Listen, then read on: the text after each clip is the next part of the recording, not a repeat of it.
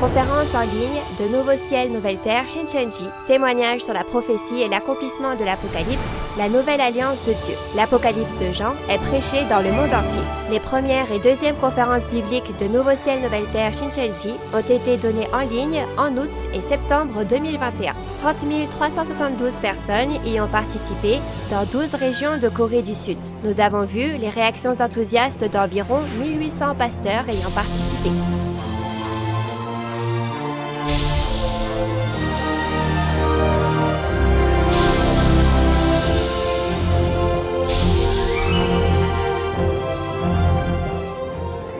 Et enfin, la parole de l'Apocalypse de Jean est ouverte pour la première fois en 2000 ans.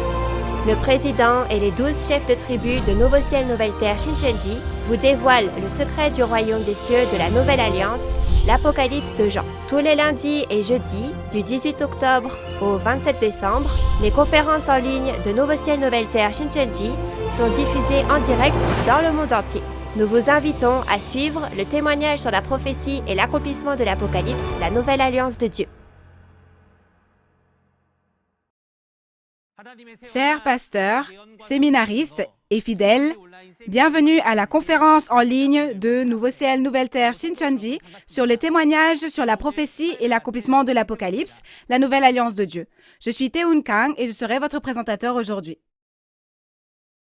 Tout d'abord, je tiens à remercier tous ceux qui sont venus à cette conférence en ligne de Nouveau Ciel, Nouvelle Terre Shincheonji. Les prophéties de l'Apocalypse et les paroles de l'accomplissement physique qui se sont accomplies, que tous les croyants doivent connaître, sont actuellement diffusées dans le monde entier via YouTube. La conférence en ligne de Nouveau Ciel, Nouvelle Terre Shincheonji, qui explique clairement l'Apocalypse de Jean, qui était si difficile à comprendre jusqu'à maintenant, est l'objet actuellement d'une grande attention, non seulement de la part des croyants, mais aussi de nombreux pasteurs à travers le monde. En effet, des pasteurs à l'étranger ont exprimé leur désir de prêcher la parole de l'Apocalypse en signant un protocole d'entente avec Nouveau Ciel, Nouvelle Terre Shincheonji, accompagné d'un message de remerciement. Je suis profondément reconnaissant que tant de pasteurs aient signé un protocole d'entente avec Nouveau Ciel, Nouvelle Terre Shincheonji. De cette façon, c'est vraiment très touchant de voir les pasteurs aspirant à la vérité et aimant leurs fidèles avoir le désir de prêcher la parole de l'Apocalypse en devenant un avec Nouveau Ciel, Nouvelle Terre Shincheonji. La porte de Nouveau Ciel, Nouvelle Terre Shincheonji est ouverte, donc les pasteurs qui souhaitent signer un protocole d'entente avec nous sont invités à nous contacter à tout moment et nous espérons témoigner de l'Apocalypse ensemble. Aussi, je crois que plus vous écoutez ces paroles, plus vous expérimenterez le fait que l'Apocalypse n'est pas un texte difficile et compliqué, mais est extrêmement rationnel et peut être également clairement compris à travers la Bible.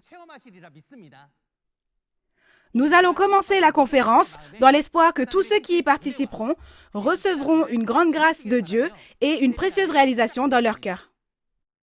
Tout d'abord, nous allons prier avec le même cœur.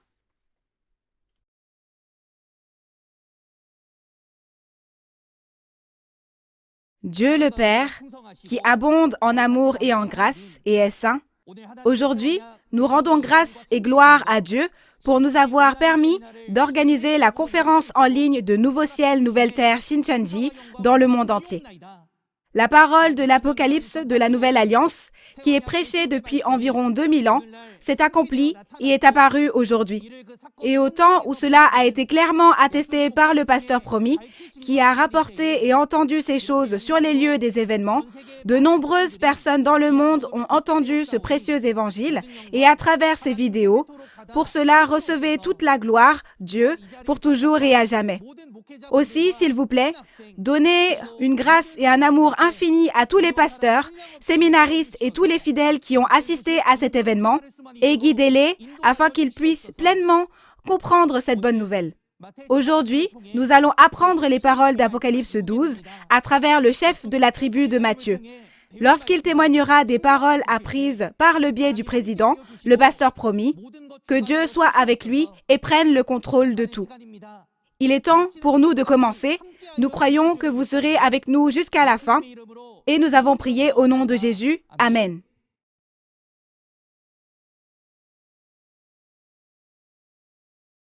Je tiens à vous informer que cette conférence en ligne de Nouveau Ciel, Nouvelle Terre Shincheonji se déroule dans le strict respect des règles de prévention sanitaire et de distanciation sociale. La dernière fois, nous avons appris les paroles d'Apocalypse 11. Je crois que c'est un temps de grâce qui réchauffe votre cœur en réalisant l'œuvre de Dieu qui s'accomplira inévitablement.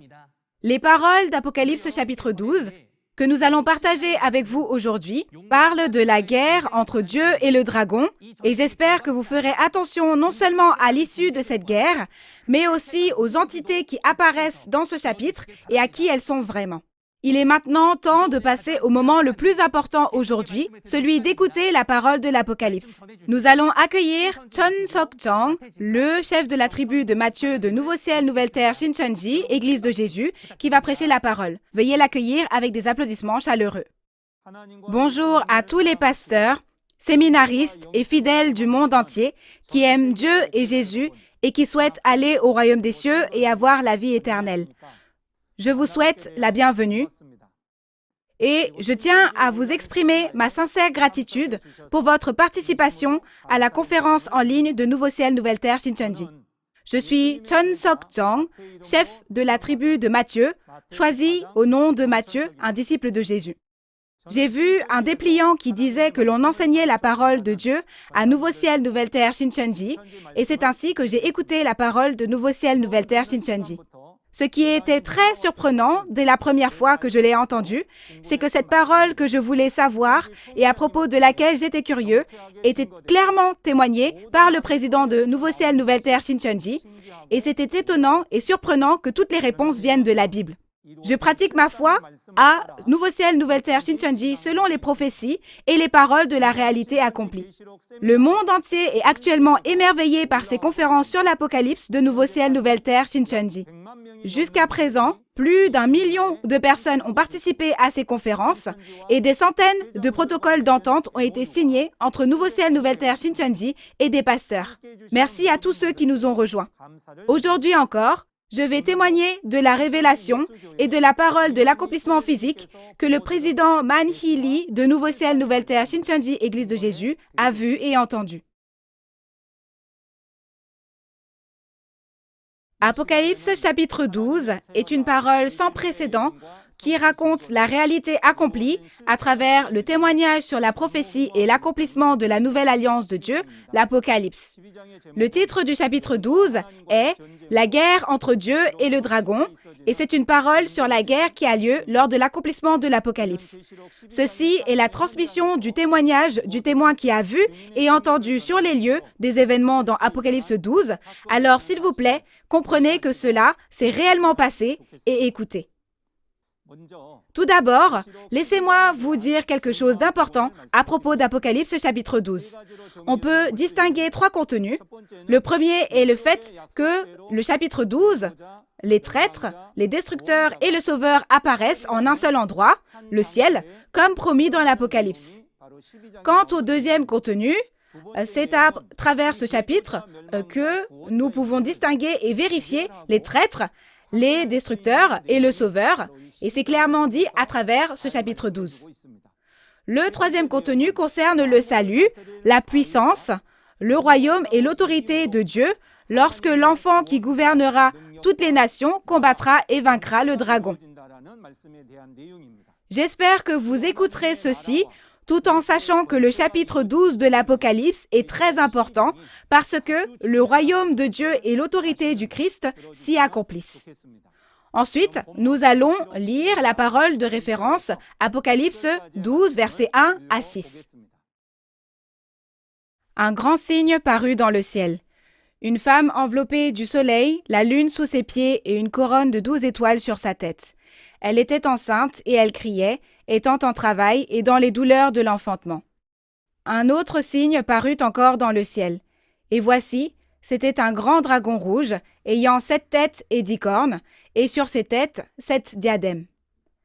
Sa queue entraînait le tiers des étoiles du ciel et les jetait sur la terre. Le dragon se tint devant la femme qui allait enfanter, afin de dévorer son enfant lorsqu'elle aurait enfanté. Elle enfanta un fils qui doit paître toutes les nations avec une verge de fer. Et son enfant fut enlevé vers Dieu et vers son trône. Et la femme s'enfuit dans le désert, où elle avait un lieu préparé par Dieu, afin qu'elle y fût nourrie pendant 1260 jours. Comme vous pouvez le voir, nous parlons de l'apparition d'un grand signe dans le ciel, et c'est l'apparition de 3 entités dans le ciel, n'est-ce pas? Où se trouve la femme vêtue du soleil, de la lune et des étoiles, le dragon rouge et l'enfant que la femme a enfanté? Dans l'endroit appelé ciel, c'est une parole qui nous dit qu'ils apparaissent là, n'est-ce pas? Alors, une telle chose pourrait-elle se produire dans le ciel du monde physique? Si une femme était vraiment enveloppée du soleil, ne serait-elle pas complètement brûlée? Il est dit qu'il y a un dragon qui a 7 têtes et 10 cornes, mais une telle bête n'existe pas, bien sûr. Par conséquent, nous devons le considérer comme une chose spirituelle et pas physique. Alors, quel est le ciel mentionné dans la référence? Il y a 2 cieux écrits dans la Bible, un dans le monde spirituel et un dans le monde physique. Le ciel du monde spirituel est le royaume de Dieu, le royaume des cieux du monde spirituel, que l'apôtre Jean a vu lorsqu'il a été touché par le Saint-Esprit, comme on le voit dans Apocalypse 4, et le ciel du monde physique est le tabernacle du peuple de Dieu sur terre. Alors, où est le ciel de la référence où un grand signe paraît? On parle ici de l'église des 7 chandeliers d'or avec les 7 étoiles dans les chapitres 1, 2 et 3 de l'Apocalypse que Dieu avait séparé du monde et avec laquelle il était. La réalité accomplie révélée au temps de l'accomplissement de l'Apocalypse aujourd'hui est le temple du tabernacle situé au pied du mont Cheonggye à Gwacheon en Corée du Sud. Les photos ci-dessous ont été prises à cette époque-là. La raison pour laquelle nous pouvons témoigner de la réalité comme ceci est qu'il y a le pasteur promis qui a vu et entendu ce qui s'est passé. Pour votre référence, vous devez avoir vu que le dragon rouge, la bête à 7 têtes et 10 cornes, était déjà dans le tabernacle du ciel au moment où un signe apparaît dans le ciel de la référence ici. Cependant, dans Apocalypse 13, cette bête sort de la mer et entre dans le tabernacle du ciel. Et je veux donc que vous sachiez qu'Apocalypse 13 est un événement qui s'est produit avant Apocalypse 12. Alors, qui est la femme dans le ciel enveloppé du soleil, de la lune et des étoiles? Tout d'abord, il faut savoir ce que sont le soleil, la lune et les étoiles, n'est-ce pas? Puisque le ciel et le tabernacle, le soleil, la lune et les étoiles sont des choses spirituelles et parlent du peuple élu de Dieu dans le tabernacle. Dans Genèse 37, versets 9 à 11, la famille de Jacob est comparée au soleil, à la lune et aux étoiles. La famille de Jacob, le soleil, la lune et les étoiles symbolisent le peuple élu de Dieu. Aujourd'hui, au temps de l'accomplissement de l'Apocalypse, on parle des fidèles de l'église des 7 chandeliers d'or. Alors la femme qui est vêtue du soleil, de la lune et des étoiles n'est pas non plus une femme physique, n'est-ce pas? Cette femme fait référence au pasteur qui dirige l'église des 7 chandeliers d'or. Alors pourquoi ce pasteur est-il comparé à une femme? C'est parce que, comme une femme qui donne naissance à des enfants physiques et les élève, elle reçoit la parole, la semence de Dieu, et donne naissance à des fidèles qu'elle élève, qui sont des enfants spirituels. Alors, qui est la réalité de la femme enveloppée du soleil, de la lune et des étoiles aujourd'hui, lorsque l'Apocalypse s'accomplit? C'est le représentant Intel du temple du tabernacle au pied du mont Cheonggye à Gwacheon, en République de Corée, en 1966. Je parlerai de lui en tant que représentant Intel, comme quand on dit Monsieur Intel. Et ensuite, qui est l'enfant qui est né de la femme vêtue du soleil, de la lune et des étoiles? Parce que la femme vêtue du soleil, de la lune et des étoiles était le pasteur, l'enfant ne doit pas être un vrai enfant non plus, n'est-ce pas? Ainsi, l'enfant auquel la femme donne naissance est un enfant spirituel, né de la semence de la parole, c'est-à-dire un fidèle auquel ce pasteur du temple du tabernacle donne naissance spirituellement. La femme, dans la référence, crie de douleur en donnant naissance à l'enfant. La prophétie de Genèse 3:16, qui dit que la douleur de l'accouchement augmentera pour les femmes, s'est accomplie spirituellement lors de l'accomplissement de ce chapitre. Ensuite, le dragon rouge entrant dans le ciel est appelé un autre signe, et il est appelé un autre signe parce qu'il est différent du signe précédent. Mais le dragon rouge qui est venu dans ce ciel a l'air vraiment étrange, n'est-ce pas? Il a 7 têtes, 10 cornes, et sa queue entraîne les étoiles du ciel et les jette sur la terre. Existe-t-il vraiment une telle bête dans le monde? Donc, cela doit aussi être considéré spirituellement, bien sûr. Alors, quelle est l'identité du dragon rouge qui est entré dans le ciel? La véritable identité du dragon rouge est Satan le diable. Dans Apocalypse 12, verset 9 et Apocalypse 20, verset 2, lorsque le dragon est capturé et qu'on voit sa réalité, il est écrit que c'est le serpent ancien, le diable et Satan. Tout comme ce dragon est appelé le serpent ancien, c'est le serpent qui séduisit Ève dans Genèse 3, le diable qui a tenté Jésus dans le désert au premier avènement et l'esprit mauvais qui est entré dans les scribes et les pharisiens. Au temps de l'accomplissement de l'Apocalypse, le dragon qui régnait dans le monde est devenu un avec la bête à 7 têtes et 10 cornes et était le destructeur qui a envahi et détruit le tabernacle du ciel. Alors, quelles sont les 7 têtes du dragon rouge? On dit que le dragon est Satan, le diable, donc les 7 têtes du dragon font référence aux 7 pasteurs appartenant à Satan. Ésaïe 29, verset 10 dit que la tête, ce sont les voyants. Donc cela fait référence aux chefs, aux pasteurs qui dirigent les fidèles. Dans Apocalypse 17, verset 9 à 10, il est dit que les 7 têtes sont 7 montagnes et 7 rois. Les 7 montagnes sont des églises et les 7 rois sont des pasteurs. Alors, que sont les 10 cornes sur les 7 têtes? Ce ne seraient pas de vraies cornes physiques, bien sûr. Ces 10 cornes sont les 10 anciens qui appartenaient aux pasteurs de Satan. Tout comme un animal a des cornes sur la tête, et les cornes sont sa force et son arme, les cornes représentent ceux qui appartiennent au pasteur, qui est la tête et exerce l'autorité. Apocalypse 17, verset 12 dit que les 10 cornes sont des rois, mais qu'ils n'ont pas de royaume, c'est-à-dire qu'ils n'ont qu'une autorité spirituelle. Ensuite, on dit que la queue entraîne un tiers des étoiles du ciel et les jette sur la terre. Une queue peut-elle entraîner et jeter les étoiles dans le ciel? Y aura-t-il jamais une queue aussi longue? Bien sûr que non. Alors, de quoi parle cette queue de dragon? Dans Ésaïe 9, verset 15, il est dit que ce sont les faux prophètes appartenant à Satan. La réalité de ces personnes sont les 17 évangélistes qui venaient du temple du tabernacle. Ces personnes sont comme des idoles dans Apocalypse 13 et ils sont comme des queues appartenant à la cavalerie d'Apocalypse 9. Alors, que signifie entraîner un tiers des étoiles dans le ciel et les jeter sur la terre? C'est ce que signifie le fait que les faux pasteurs font retourner à l'état de chair sans esprit vivant un tiers des fidèles du temple du tabernacle des 7 chandeliers d'or. C'est similaire au fait que les fidèles du tabernacle ont abandonné Jésus, leur premier amour, et ont été trompés par les faux pasteurs et sont passés du ciel à la terre. Et dans Apocalypse 8, quand un tiers des esprits meurent en recevant les fléaux. Ensuite, nous devons en savoir plus sur le groupe du dragon rouge, qui est entré dans le tabernacle du ciel. Pour vous le résumer en 3 parties, le premier est le groupe de la bête à 7 têtes et 10 cornes qui foule aux pieds les fidèles dans le tabernacle du ciel pendant 42 mois dans Apocalypse 13. Apocalypse 2 nous dit que Satan est la même entité que les Nicolaïtes. Et Apocalypse chapitre 17 et 18 nous dit que Babylone est celle qui a séduit toutes les nations avec le vin de l'impudicité.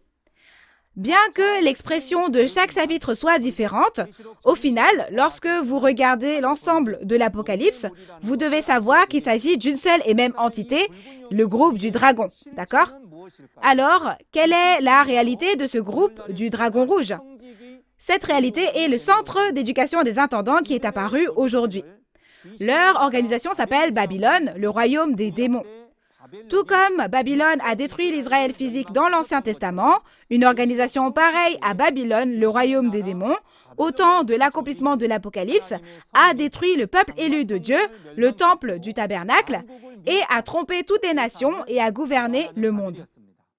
Ensuite, le dragon tentera de dévorer l'enfant dès que la femme lui donnera naissance. Pourquoi?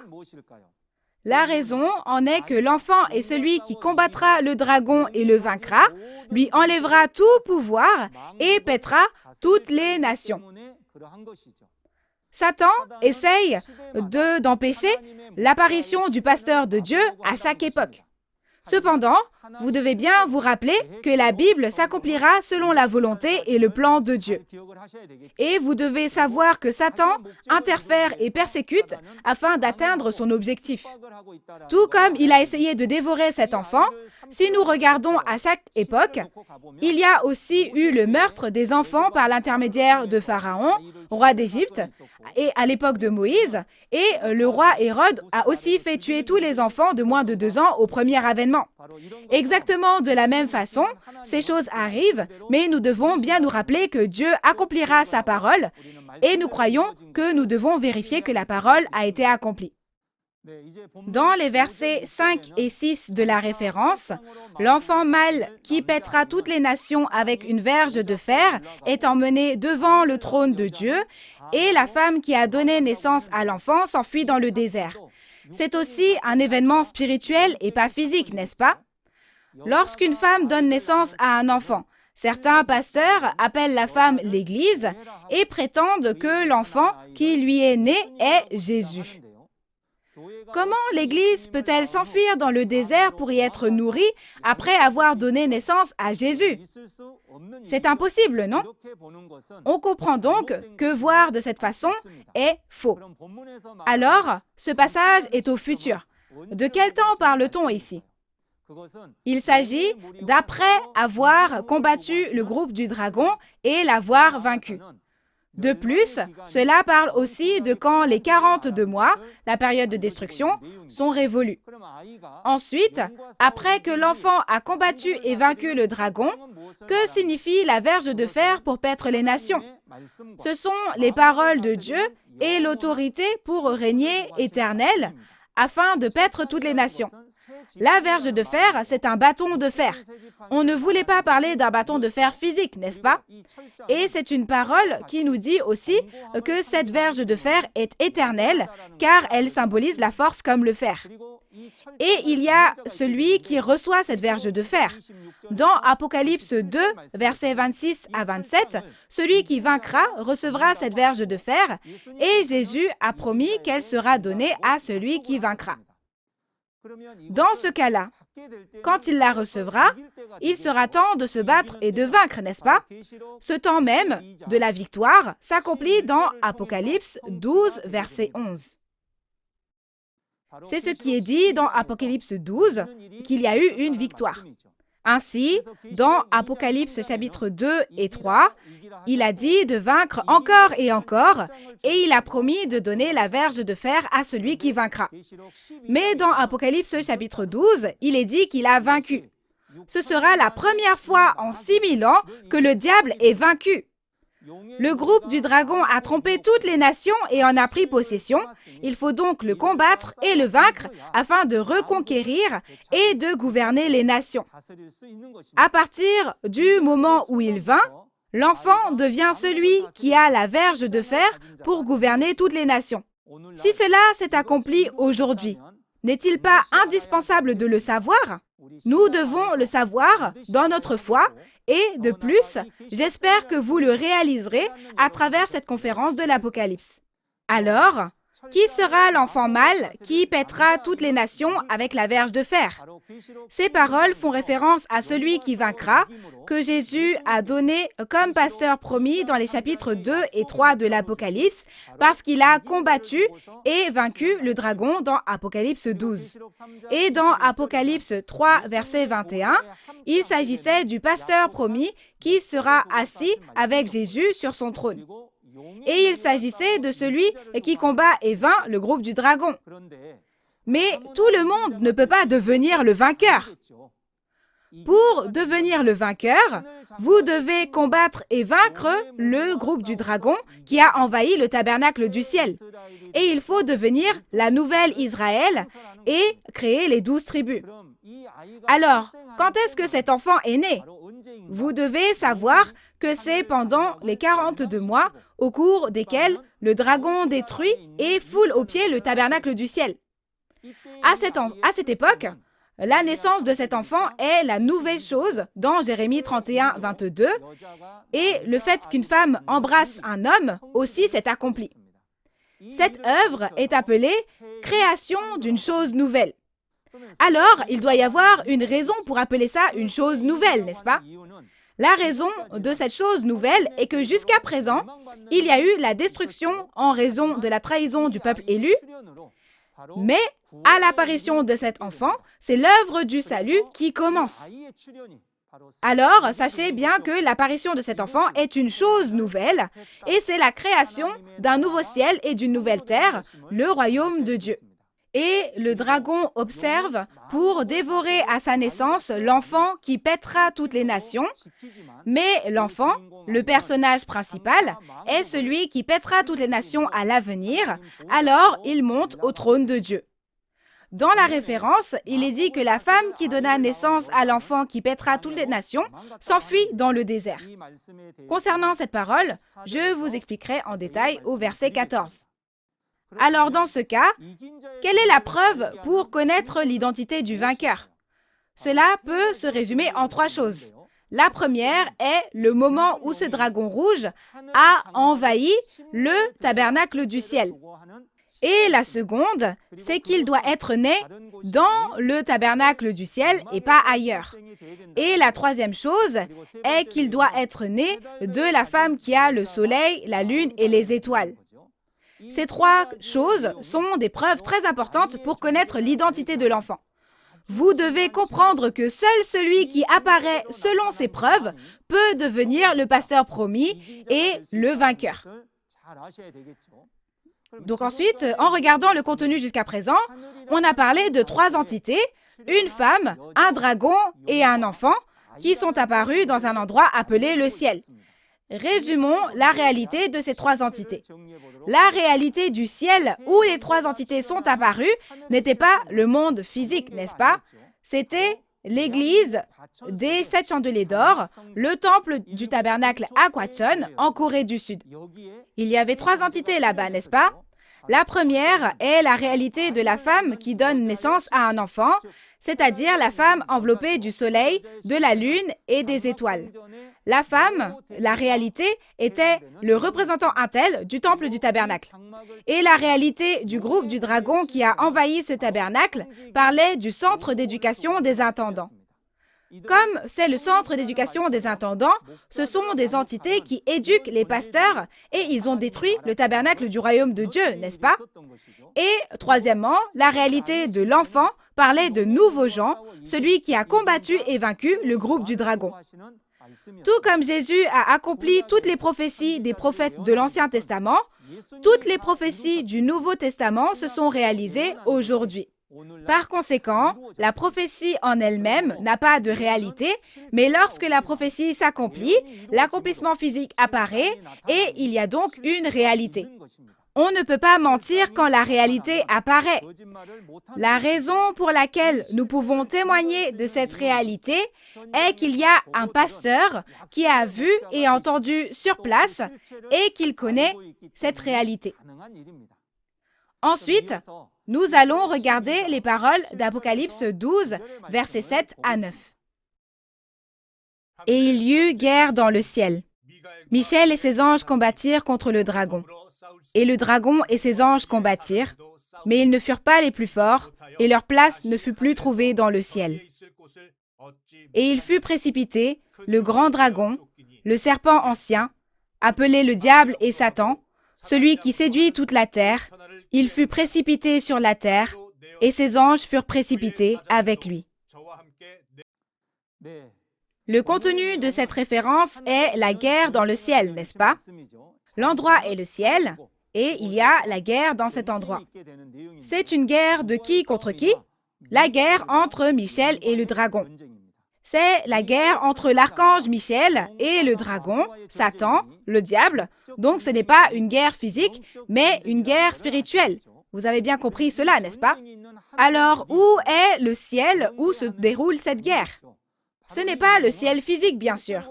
C'est précisément le même ciel que le verset 1, l'église des 7 chandeliers d'or, c'est-à-dire le temple du tabernacle.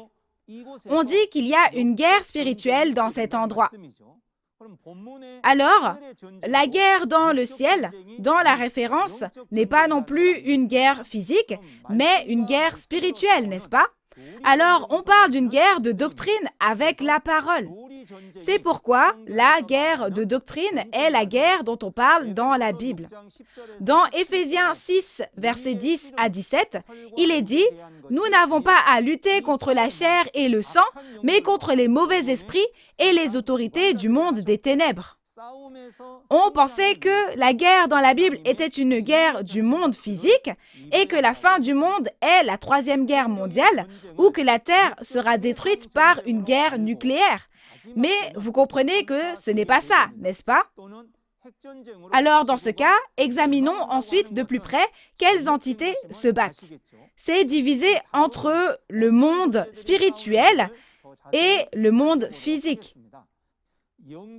Dans le monde spirituel, Michel est le dragon, et dans le monde physique, l'enfant et la bête à 7 têtes et 10 cornes se battent. Alors, Michel, l'enfant et ses frères, qui sont-ils? Ils sont l'armée de Dieu, n'est-ce pas? Et le dragon et le groupe à 7 têtes et 10 cornes, c'est l'armée de Satan. Alors, que font-ils l'un contre l'autre? Ils se font la guerre, n'est-ce pas? C'est pourquoi l'esprit se bat contre l'esprit et la chair contre la chair. Si les esprits gagnent à la guerre, on gagne aussi dans le monde physique. La raison en est que l'esprit et la chair s'unissent pour se battre. Cette fois, regardons la guerre et ses conséquences dans l'Apocalypse. Il n'est pas exagéré de dire que l'histoire de la Bible est l'histoire de la guerre. On peut aussi dire que l'Apocalypse est une guerre. Et il y a 3 guerres en tout. La première guerre était Apocalypse 13, où la bataille entre le peuple élu du tabernacle du ciel et la bête à 7 têtes et 10 cornes a eu lieu. Il est malheureux que le groupe de la bête gagne et que le peuple élu perde. Et le second est Apocalypse 12. C'est ce chapitre, n'est-ce pas?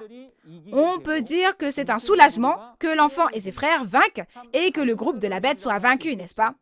Ensuite, je vous parlerai de l'œuvre étonnante de Dieu qui se produit parce que cet enfant et ses frères sont victorieux. Et la troisième guerre est le contenu du chapitre 16 de l'Apocalypse qui concerne la bataille d'Armageddon.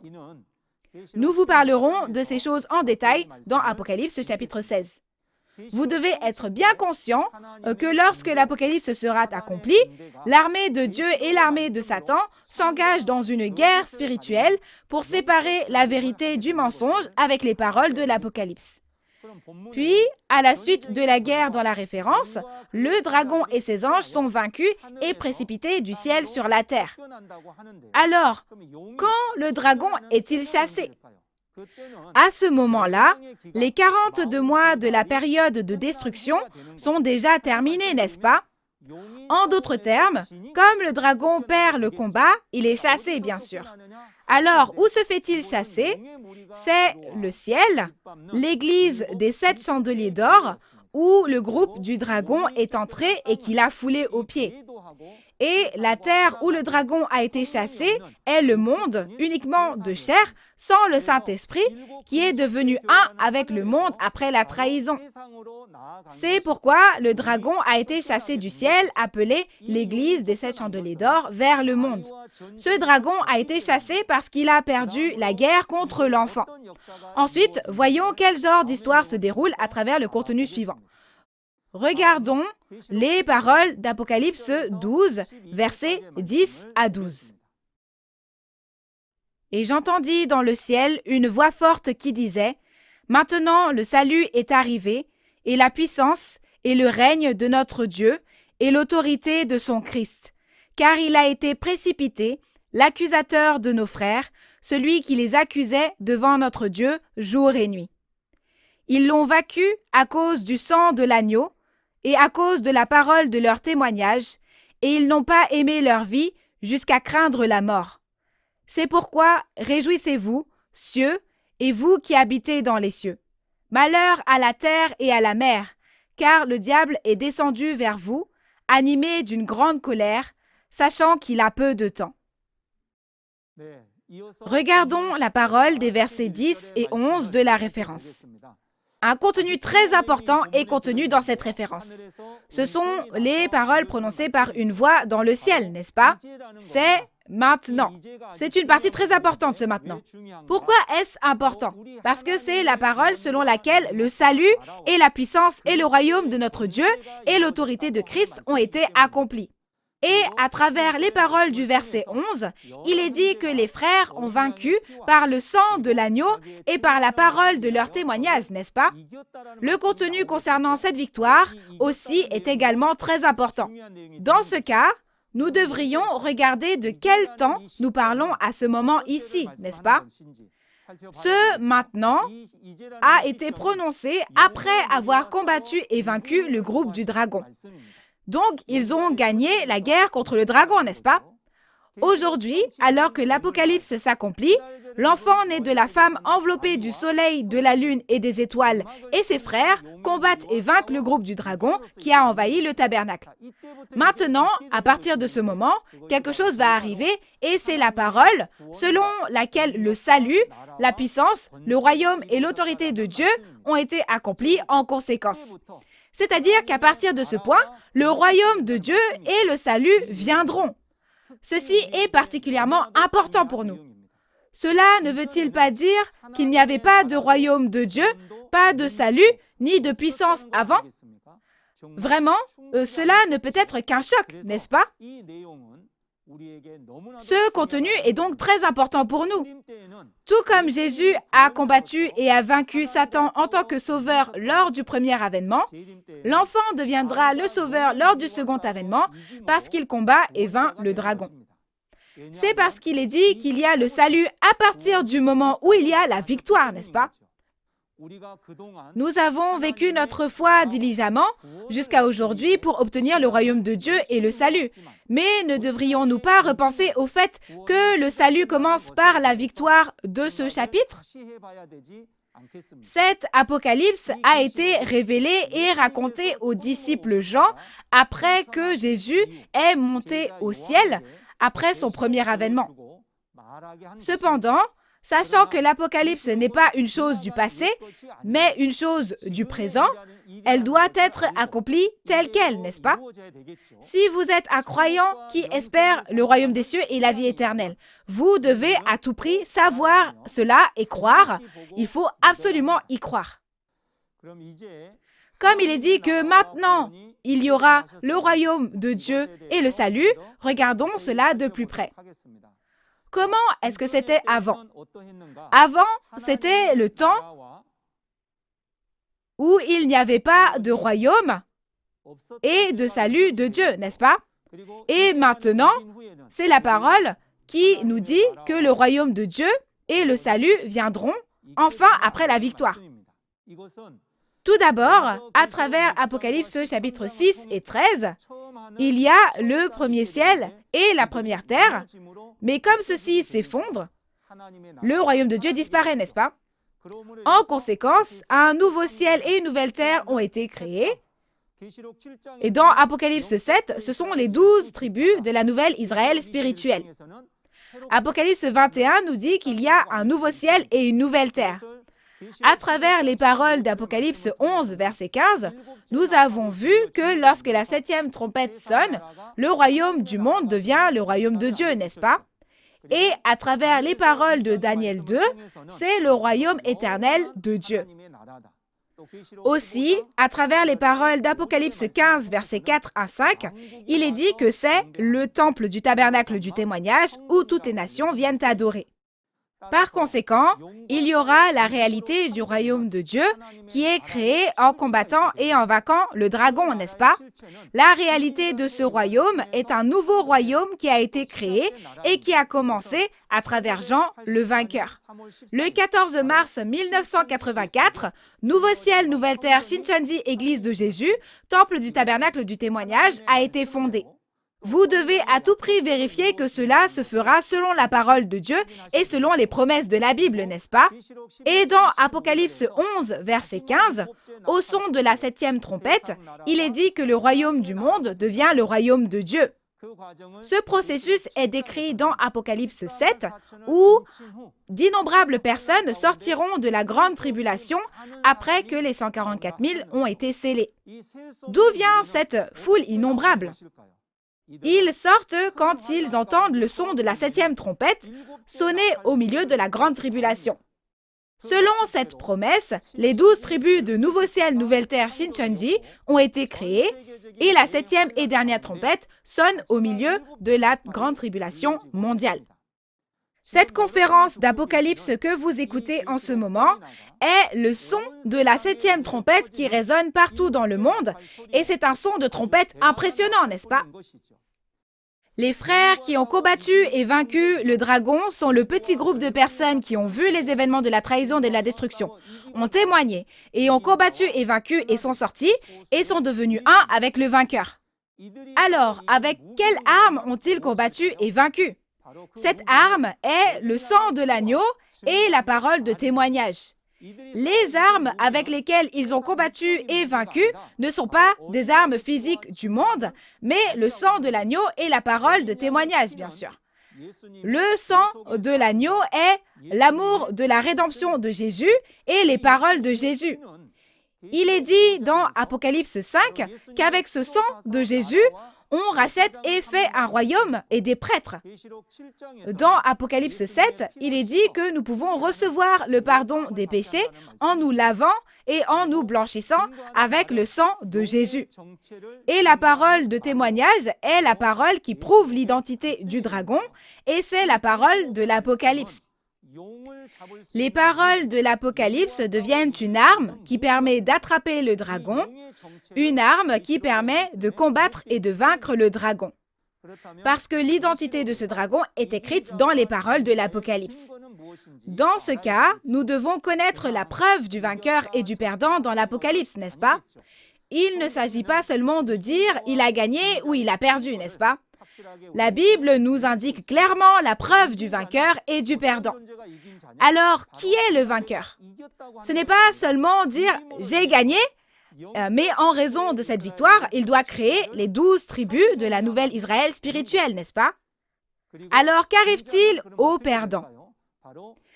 N'est-ce pas la preuve du fait qu'ils ont perdu que de s'enfuir dans 7 directions différentes?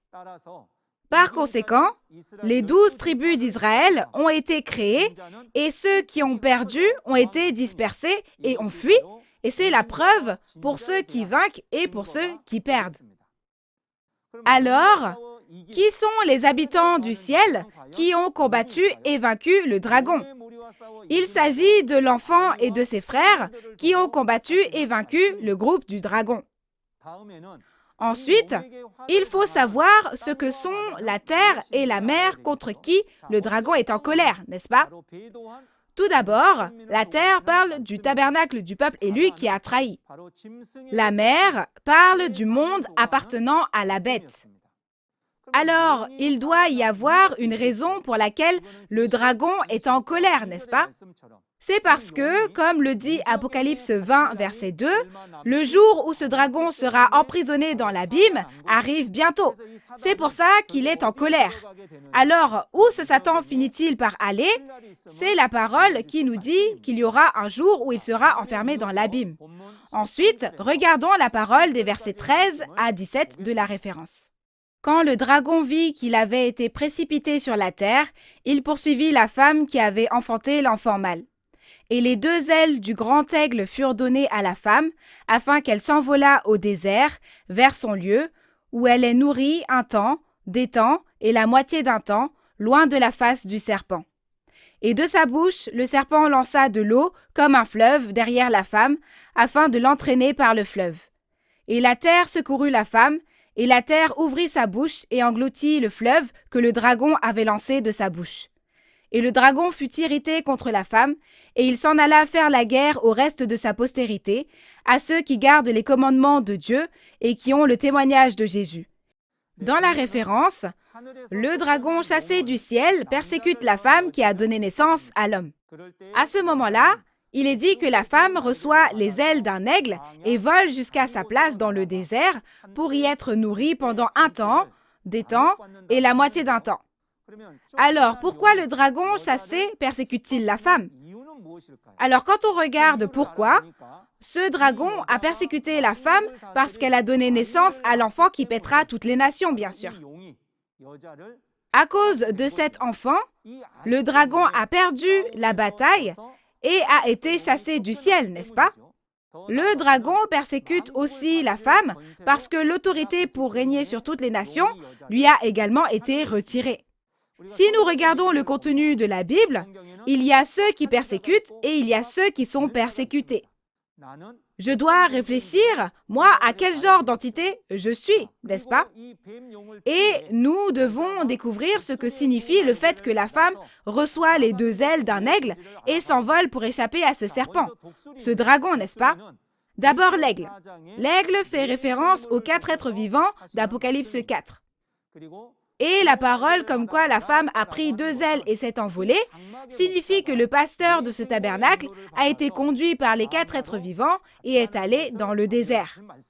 Dans Exode 19, verset 4, Dieu dit « Je vous ai porté sur des ailes d'aigle et amené vers moi. » Mais les Israélites ne sont pas sortis d'Égypte sur les ailes d'un aigle, bien sûr. Ne sont-ils pas sortis d'Égypte à pied? À cette époque, c'est la même parole que celle qui dit que Dieu a fait sortir le peuple d'Israël d'Égypte en utilisant les 4 êtres vivants. Ensuite, qu'est-ce que cela signifie le fait que la femme est nourrie au désert, son lieu où elle s'est enfuie pendant 3 ans et demi? Le désert est un lieu inhabité. Devrions-nous fuir vers cet endroit? Qu'en pensez-vous? Dans ce cas, apprenons-en davantage sur le désert où la femme s'est enfuie. Ce désert parle d'un désert spirituel où il n'y a pas de parole de vérité. Il est dit que c'est son lieu. Comme nous l'avons vu au verset 6 de ce chapitre, c'est un désert préparé par Dieu et c'est un endroit où la femme doit aller et être nourrie. C'est pourquoi on l'appelle son lieu. Et Dieu a dit que cette femme sera nourrie dans le désert pendant 1260 jours. Au verset 6, 1260 jours, est dans la référence un temps, 2 temps et la moitié d'un temps, c'est-à-dire 3 temps et demi, n'est-ce pas? Ce temps signifie 1 an, comme on peut le voir dans Daniel 11, verset 13. Donc, 3 temps et demi signifie 3 ans et demi, ce qui correspond à 1260 jours. Alors, qu'est-ce que cela signifie d'aller dans cet endroit et d'y être nourri? Cela signifie que le pasteur du temple du tabernacle qui a trahi vint dans un endroit où il n'y a pas de parole de Dieu et y apprend des doctrines des païens. Le fait que la femme s'enfuit et est nourrie est une parabole faisant référence au prophète Élie à l'époque de l'Ancien Testament. Dans 1er Roi chapitre 17, le prophète Élie s'enfuit de la face de Jézabel vers le torrent de Kérit et y vit pendant 3 ans et demi, mangeant le pain et la viande que les corbeaux lui donnaient. De plus, cette femme était le messager préparant le second avènement comme Jean-Baptiste au premier avènement avec le cœur d'Élie. Et tout comme Jean-Baptiste vivait dans le désert, cette femme a également fui dans le désert. Dans la réalité, le représentant du temple du tabernacle à Gwacheon en Corée du Sud s'est rendu dans un autre pays et y a appris la doctrine païenne. La référence parlait d'un serpent qui vomit suffisamment d'eau pour entraîner un homme et d'une terre qui avale l'eau de ce fleuve. Il n'y a pas de serpent qui vomit assez d'eau pour entraîner un homme, ni de terre qui avale l'eau du fleuve dans la réalité. Qu'est-ce que vous en pensez? C'est incroyable à dire, mais ces choses sont spirituelles et pas physiques, bien sûr. Alors, qu'est-ce que l'eau qui sort de la bouche du serpent? C'est la fausse vérité et les paroles d'accusation. L'eau du fleuve que le serpent a vomi était la parole qui sortait de la bouche du destructeur, qui avait l'esprit de Satan et faisait référence aux paroles qui condamnaient cette femme. Alors, la terre avale l'eau qui sort de la bouche du serpent. Mais que veut-on dire par là? Cela signifie que les fidèles qui ont trahi dans le temple du tabernacle, qui sont comme la terre, entendent les fautes du pasteur et pourtant le recouvrent. Cela signifie que les fidèles dans le tabernacle défendent le pasteur qui les a élevés au lieu de le critiquer, n'est-ce pas? Si on insulte vos parents, vous n'allez pas vous mettre à les insulter aussi, bien sûr. Personne ne fait comme ça. C'est exactement cette logique ici. Alors vient ensuite le reste de la postérité de la femme que le dragon va combattre. Qui sont-ils? Ce sont l'enfant et ses frères qui ont combattu et vaincu le dragon. Le sable de la mer où se tient le dragon parle des innombrables membres d'Église du monde qui ont la fausse vérité. Ce contenu parle du fait que Satan, qui a été chassé, mobilise les membres d'Église du monde pour faire à nouveau la guerre au reste de la postérité de la femme, ceux qui ont vaincu. Cette guerre est la bataille d'Armageddon et nous examinerons donc cette bataille d'Armageddon dans Apocalypse 16. Avez-vous bien écouté la parole jusqu'à présent? Maintenant, faisons encore une fois un résumé à travers la conclusion d'Apocalypse 12. En conclusion, une femme enveloppée du soleil, de la lune et des étoiles dans le tabernacle du ciel donne naissance à un enfant devant le dragon, puis s'enfuit dans le désert. Cet enfant et ses frères combattent et vainquent le dragon avec le sang de l'agneau et la parole de témoignage. Et en raison de cette victoire, on dit « maintenant », n'est-ce pas? Je vous ai dit que ce « maintenant » est très important. C'est à ce moment-là que le salut, le royaume, la puissance et l'autorité de Dieu seront accomplis. Donc, celui qui vaincra devient la nouvelle Israël spirituelle, n'est-ce pas? Ainsi, en moissonnant et en scellant, on crée les 12 tribus du nouveau royaume de Dieu. C'est le but de l'Apocalypse et c'est le dessein de Dieu. À travers Apocalypse chapitre 12, nous avons examiné la réalité de 3 entités. On ne peut pas dire que ce sont les traîtres, les destructeurs ou le sauveur sans aucune preuve, n'est-ce pas? Pouvoir témoigner de la réalité, c'est possible parce qu'il y a une réalité qui est accomplie selon la parole, n'est-ce pas?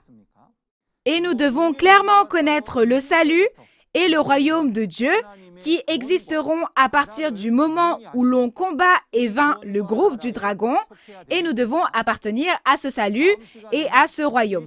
La prochaine fois, nous verrons les paroles d'Apocalypse 13 à propos du peuple élu qui a reçu la marque de la bête et a trahi. J'espère que vous serez également avec nous lors de la prochaine session avec ces paroles sans précédent qui ont été accomplies aujourd'hui. En raison de cette conférence sur l'Apocalypse, beaucoup de personnes deviennent un avec cette parole. Devenir un avec la parole, c'est devenir un avec Dieu et Jésus. Maintenant, nous devons devenir un avec cette parole. En ce sens, je voudrais que nous puissions clamer ensemble « Nous sommes un ». We are one. Nous allons le dire tous ensemble. Je vais commencer. Nous sommes un. We are one. Nous allons prier Dieu avec le même cœur. Dieu notre Père, qui est saint, le Seigneur de la vie éternelle et la source de toutes les bénédictions. Veuillez accepter toute la gloire que nous vous donnons aujourd'hui encore. Merci de nous avoir permis de prêcher la vérité de l'Apocalypse dans toutes les parties du monde à travers la conférence sur l'Apocalypse de Nouveau Ciel, Nouvelle Terre, Shincheonji. Aujourd'hui, nous avons examiné le contenu de la guerre entre Dieu et le dragon à travers les paroles d'Apocalypse chapitre 12. S'il vous plaît, aidez-nous à réaliser toutes les paroles que nous entendons et que tous les pasteurs, fidèles et séminaristes qui entendent ces paroles réalisent et deviennent tous des enfants de la foi qui suivent votre parole.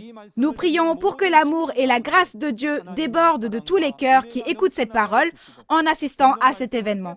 S'il vous plaît, œuvrez et guidez-nous pour que nous réalisions les paroles que nous entendons et ne les gardions pas pour nous tout seuls, mais que nous en informions aussi les personnes autour de nous et que tout le monde puisse entendre les paroles de l'accomplissement physique de l'Apocalypse. Merci d'avoir fait œuvrer de façon à ce que le royaume du monde devienne le royaume de Dieu au son de la 7e trompette à travers ces conférences sur l'Apocalypse. Nous espérons sincèrement et prions pour que l'amour et la grâce de Dieu remplissent toutes les personnes qui ont participé à cet événement et nous rendons grâce et prions au nom de Jésus-Christ qui a expié tous nos péchés. Amen. Merci d'avoir écouté attentivement.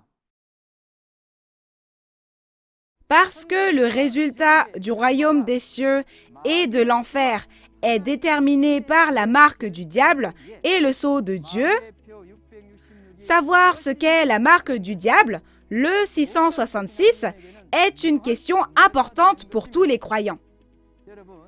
Qu'est-ce donc que ce 666? Est-ce vraiment le code barre dont on parle dans le monde? Aujourd'hui, je vais vous expliquer clairement le vrai sens et la réalité du 666. Comme vous avez pu le voir dans la vidéo, la prochaine fois, Jongnyeol Kwak, le chef de la tribu de Barthélemy, délivrera la parole d'Apocalypse 13. L'heure est la même qu'aujourd'hui à 10 heures. J'espère que vous serez présents et que vous réaliserez bien la précieuse volonté de Dieu. Qu'avez-vous ressenti lorsque vous avez entendu la parole aujourd'hui? Vous êtes-vous senti revigoré par ces paroles concises et claires? La raison pour laquelle l'Église de Nouveau Ciel, Nouvelle Terre Shincheonji peut témoigner avec assurance de la parole de l'Apocalypse est qu'il y a le pasteur promis qui a maîtrisé non seulement la Nouvelle Alliance, l'Apocalypse, mais aussi les prophéties des 4 évangiles et leur accomplissement. En plus des paroles de l'Apocalypse que vous avez entendues aujourd'hui, si vous avez d'autres questions ou demandes de renseignements sur l'Église Nouveau Ciel, Nouvelle Terre Shincheonji et la doctrine de Nouveau Ciel, Nouvelle Terre Shincheonji, veuillez contacter une des tribus affichées à l'écran en appelant au numéro indiqué et nous vous guiderons en détail et avec amabilité. Ensuite, nous allons terminer en faisant ensemble le Notre Père.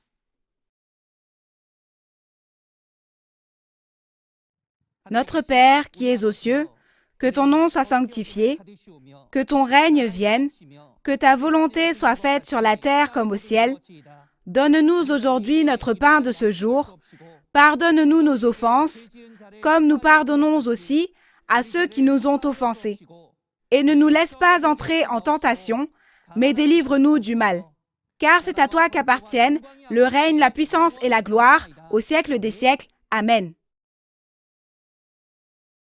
Ceci conclut la conférence en ligne de Nouveau Ciel, Nouvelle Terre Shincheonji, ayant pour terme témoignage sur la prophétie et l'accomplissement de l'Apocalypse, la nouvelle alliance de Dieu. Merci d'y avoir participé.